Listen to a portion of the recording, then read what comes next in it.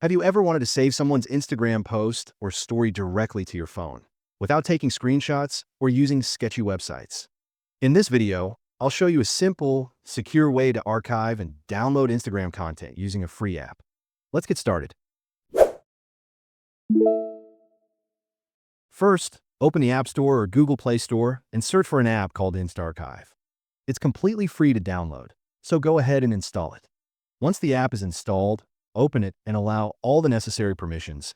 It needs access to storage and a few system settings to work properly. Now, head over to Instagram and find the post or story you want to archive. When you found it, tap the Share button, which usually looks like a paper airplane icon.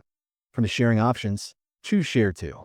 A new screen will pop up showing a list of apps you can share content to. Scroll all the way to the end of that list, then tap the More button. This will open the full list of apps available for sharing. Look for InstaArchive in that list, and once you find it, tap on it. A small window will appear with a few options. Simply tap on Archive, and the app will automatically save that post or story into your private archive inside InstaArchive.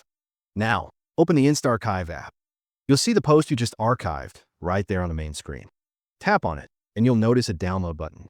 Just tap that button, and the content will be saved directly to your phone's gallery.